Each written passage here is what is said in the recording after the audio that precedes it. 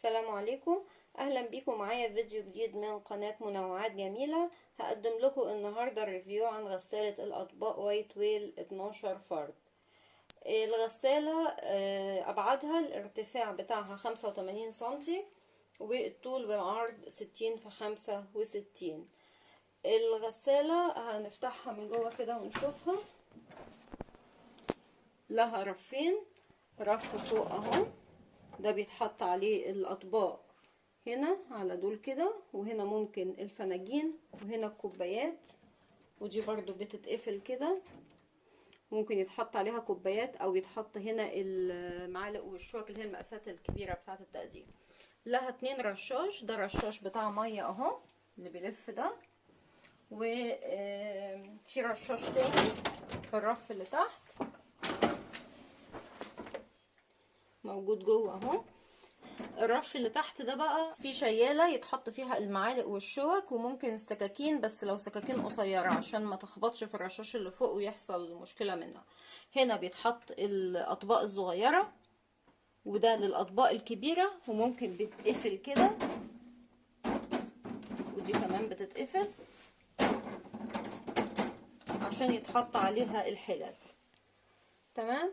الرف ده كده يعني بيستخدم لكذا حاجة. الرف اللي فوق بقى له ارتفاعات، يعني ممكن بيعلى لفوق، ممكن نشيله ونغير مكانه في مستويين اهي. البكر ده ممكن ان احنا نعليه ونوطيه علشان لو في حاجة مقاسها كبير هتتحط تحت. الجزء ده ممكن بياخد حلتين كبار، او ممكن كمان بيتحط هنا حلة تتقلب هنا بتمسك في دول مفيش مشكلة، وممكن يتحط مثلا 3 حلل او كده. ممكن دي بتتشال خالص ويتحط 4 حلل هنا كده، ماشي كده. يعني دي ممكن تتحط وتتشال. افرض احنا عندنا حلل كتير وفي مثلا كذا معلقة صغيرة، ممكن المعالق بنوقفها هنا كده في الحتة دي، نومها كده ما بتقعش ولا حاجة ونوفر مكان. هو بقى فيه غسالة ال14 فرد ما فيهاش الشيالة بتاعت المعالق دي، وبتزيد عندها رف كمان يعني ضيق خالص رفيع فوق كده للمعالق والشوك والسكاكين بس. فلو حد يحب ال14 هي فيها الميزة دي يعني. وبعدين فيها كمان رشاش تالت زي ده بيبقى جاي من فوق، فممكن يساعد احسن في التشطيب برضه. الغسالة بقى لها مساحيق مختلفة. في القرص زي ده كده، ده بيتحط، هما بيقولوا انه بيتحط لوحده، بس انا حصلت معايا مشكلة واكتشفت ان انا لازم احط اللي هو مساعد الشطف او الملمع ده معاها. كانت الطباق والكوبايات بيطلع عليها فتافيت بواقي كده ما بتنضفش خالص. واتصلت بالصيانه، كنت لسه جايبه الغساله قريب، وقلت لهم، قالوا لي طب ممكن تستخدمي تعملي غسله بالخل، جايز في مثلا رواسب او حاجه في الغساله. المهم ان انا ما جابتش نتيجه غسله الخل. فانا كان جاي مع الفينش ده ازازه فينش صغير، يعني هو مش ده، كان جاي فينش صغير قرصين كده هديه، ومعاهم ازازه صغيره من الزيت اللي هو مساعد الشطف. فانا قلت اجربه، لقيته ان هو اللي جاب نتيجه وودى الفتافيت دي. فانا اشتريت ازازه، واشتريت بقى من الفينش ده. بس يعني هو ده عيبه ان هو غالي شويه، بس هو نوع كويس. في بقى مسحوق بيبقى بودر، وبيستخدم معاه برضو الزيت اللي هو مساعد الشطف ده، وبيستخدم ملح. الملح ده بيتحط في الغسالة من تحت من هنا في المكان ده، بيتفتح، دي بتتفتح كده وبيتحط فيها الملح. هي بتبقى فيها مية زي ما انتوا شايفين اهي، المية طلعت منها اهي، بيتحط على الملح عليها. بتاخد حوالي يعني كيلو ونص ملح، يعني بيبقى الجيركن جاي فيه حوالي 2 كيلو، بيتبقى منه شوية. ده لو احنا هنستخدم المسحوق، انما لو بنستخدم القرص ما بنحتاجش الملح ده في حاجة. بس استخدام القرص مع مساعد الشطف بيبقوا اوفر ما نجيب مسحوق ونجيب ملح ونجيب مساعد شطف. في انواع بقى تانية ارخص من فينش. هو فينش الكيس ده بحوالي فيه 30 قرص بحوالي 230 جنيه. في انواع تانية ارخص زي في فيري، وفي انواع تانية برضو يعني ممكن تبقى كويسة. في عندنا مساعد الشطف فيبا، انا جبته بدل الفينش، لان الفينش لقيته يعني الازازة دي ب100 حاجة و60. انما الازازة دي يعني حوالي ب30 جنيه، فيعني سعرها فرق كبير جدا بين ده وده. القرص بقى او المسحوق سواء ده او ده مكانه بيتحط هنا، دي بتتفتح كده، يعني دي كده اهي، بنزق دي كده يروح دي مفتوحة كده. في هنا مكان اهو بيتحط فيه يا اما القرص يا اما المسحوق. بس انا بتاع الصيانة لما جه قال لي ان هنا القرص ما بيدوبش كامل، فيستحسن انه يتحط في ارضية الغسالة هنا، يتحط هنا كده تحت الحاجات في الارضية هنا. تمام. الزيت بقى، الزيت في عندنا المكان ده هو المخصص للزيت. لمبة الزيت دي بتبقى تدي ازرق لما يبقى مليان، بنضغط عليه كده لتحت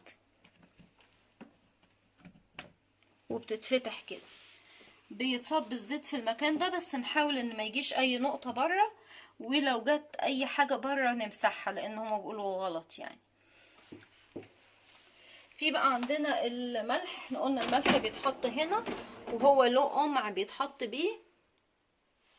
نحط القمع ده كده لجوه كده، ويتحط الملح جواه عشان ما فيش اي حاجة تقع بره، عشان ما يعملش صدى. ولو حاجة وقعت بعد ما بنشيل ونغطي، نشيل دي كده ونغطي، بنمسح المنطقة دي.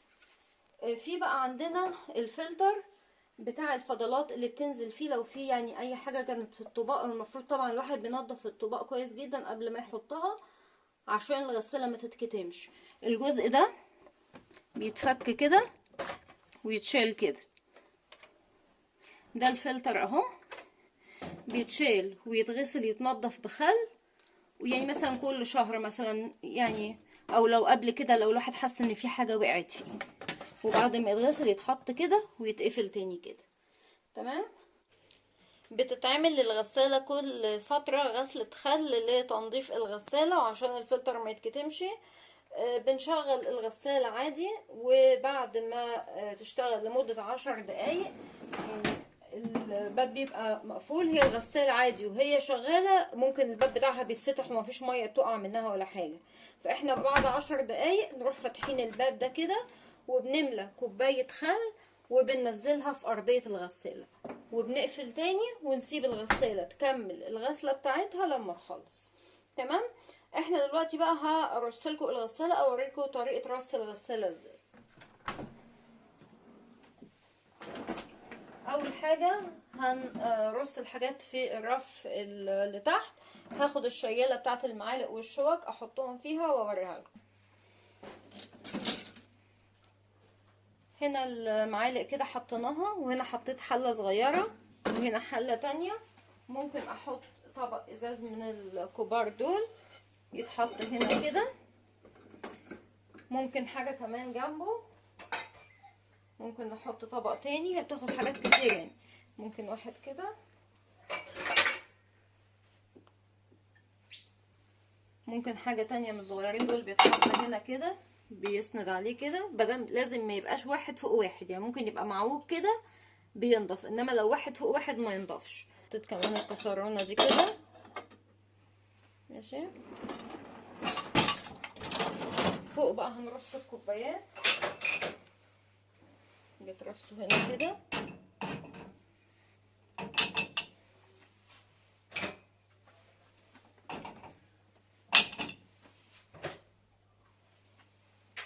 لو في حاجات اطول تتحط ورا يكون احسن عشان تنضف كويس.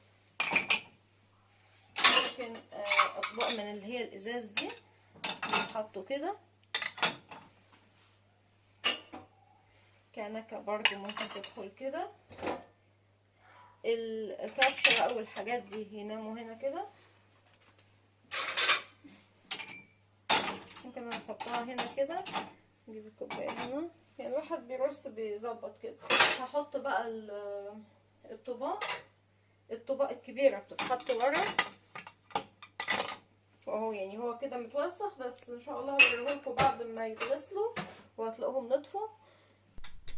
الطباق بقى المقاسات الاصغر بتتحط قدام علشان تنضف، لان برضه انا جربت وحطيت الكبير قدام، ساعات الرشاش ما بينضفوش كويس، فالواحد يخلي الطباق الكبيره ورا والصغيره قدام. ممكن ده كمان بيتحط هنا كده. ممكن طباق زي دي اللي هي ميلامين دي برضو تتحط، بس في بعض انواع البلاستيك الواحد يخلي باله لانها ممكن تسيح تبوظ من الحرارة العالية. والمعالق الخشب كمان ما بنحطهاش لانها من كتر الغسالة بتقعد وقت طويل فبتتبري وبتتبهدل. الحاجات الالومنيوم ما بتدخلش برضو في الغسالة لانها بتسود، يعني بتنضف بس بتطلع بقى مسودة اكن احنا غاليين فيها مية، فما بتبقاش يعني نتيجتها كويسة نرجع نغسلها برة تاني يبقى ما استفدناش حاجة. كده الرف اللي فوق اهو اتمال اهو دخلناه، وده الرف اللي تحت. هنحط بقى القرص وهنحط الزيت. القرص زي ما قلت لكم بناخده بنحطه هنا كده في ارضيه الغساله من هنا. الزيت ما بيتحطش في كل مره، بس انا كنت سايباه علشان اوريهولكم بيتحط ازاي. احنا بنحطه بالراحه كده هنا بحيث ما يوقعش بره، وبننزل في الجزء ده بنملاه بالراحه كده لغايه ما يبتدي ان الزيت يبان قدامنا انه يعني وصل للاخر. بنقفل، ولو اتبقى حاجه نخليها لما نعوز تاني. كده الزيت اتملى اهو للاخر، بنغطيه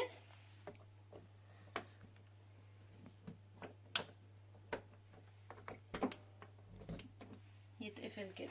ولو في مثلا اي نقطة حاجة بره تتمسح علشان ما يبقاش يعني غلط يعني. بنقفل بقى الغسالة، وهحط الفيشة بتاعة الكهرباء لان انا كنت شايلاها، لان بيقولوا غلط ان الواحد يحط الفيشة وهو يعني بيحط حاجة في الغسالة او بيشيلها منها. حطيت اللي هو الملمع نص العبوة بس كفت، هي 285 ملي، نصها بيكفي. وبتكفي حوالي ممكن شهر او اكتر على حسب عدد الغسلات اللي هنغسلها. هنشغل دلوقتي الغسالة بقى هوريكم بتشتغل ازاي. في هنا زرار الباور ده بندوس عليه كده بيطلع عندنا برامج كتير. هي الغسالة فيها كذا برنامج، في ده 3 ساعات و10 دقايق. بنضغط هنا كده على البيت دي بيتغير اهو، ده 2 ساعات و10 دقايق. نضغط كده، ده 1 ساعة ونص، ده نص ساعة بس لو حاجة سريعة كاسات او كوبايات او كده. في البرنامج اللي هو 15 دقيقة ده نقع، يعني لو احنا عندنا مثلا شوية حاجات النهاردة ومش هنحطها في الغسالة عشان ما تنشفش بكرة، ولما نيجي نحط نلاقيها نشفت بنحطها وبنعمل لها غسلة 15 دقيقة سريعة كده ونسيبها، وتاني يوم نكمل عليها الحاجات ونشغلها. في عندنا هنا برنامج نص حمولة، وفي عندنا التايمر ده بيبين لنا الوقت، ولو ضغطنا على النص والوقت ده بيعمل لوك. هعمله لكم في الاخر للاطفال علشان ما يفتحوش الغسالة وهي شغالة. في بقى البرنامج اللي هو الاولاني خالص اللي انا، وفي برنامج 2 ساعة ونص ده، في برنامج بقى وفي 2 ساعة و50 دقيقة، يعني في كذا برنامج. في 3 ساعات، في 3 ساعات و10 دقايق ده ايكو، ده موفر للمية والكهرباء. فالبرنامج ده يعني كويس، انا بستخدمه كتير لو عندي مثلا حاجات كتير تكون مش نظيفة وفي نفس الوقت عايزة اوفر، فما بعملش ال2 ساعات ونص، بروح عاملة ده. دي اللمبة المنورة اللي عليها اللي زي دي بتاعة الملح، هي بتنور علشان بتبقى الغسالة عايزة يتحط لها ملح، بس احنا طبيعي عشان حاطين قرص وزيت فمش مهم لو نورت، يعني ما فيش مشكلة في الحكاية دي. اللي جنبها دي بقى اللي هي لمبة الزيت، لو الزيت فاضي بتنور علامة هنا زرقاء زي دي، انما احنا عشان لسه حاطين زيت فما فيش حاجة دلوقتي منورة. احنا دلوقتي هنشغل بقى الغسالة على قصدي ساعات و10 دقايق دي. بنضغط هنا كده، كده الغسالة اهي بدأت تشتغل.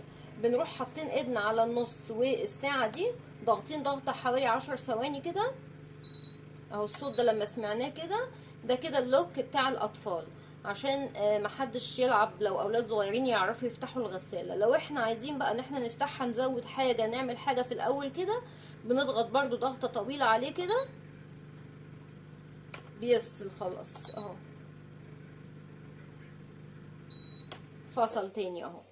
ماشي كده، ممكن نقدر نحط الحاجة اللي احنا عايزينها. هنشغله تاني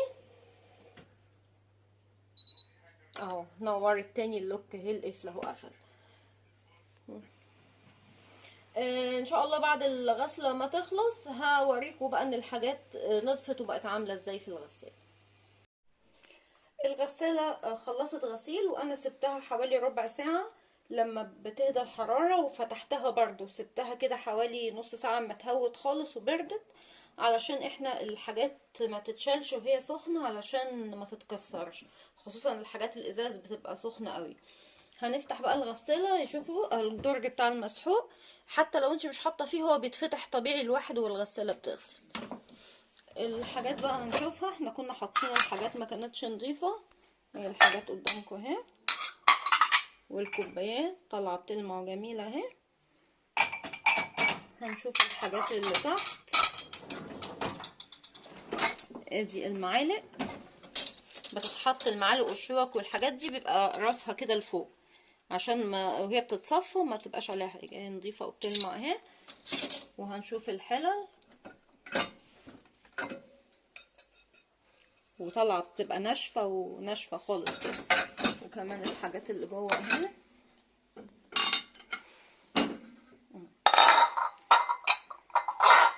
هي الغسالة عموما يعني هي مفيدة وكويسة جدا وبتوفر وقت ومجهود كتير، هي بس يعني يعتبر العيب الوحيد اللي فيها ان هو المسحوق غالي شوية، وممكن انها يعني نقول بتاخد وقت شوية في الغسيل لو الواحد مستعجل على حاجة، يعني ايه ممكن ما يحطش الحاجة اللي مستعجل عليها، ممكن بالليل يحط الحاجة والصبح يلاقيها كويسة.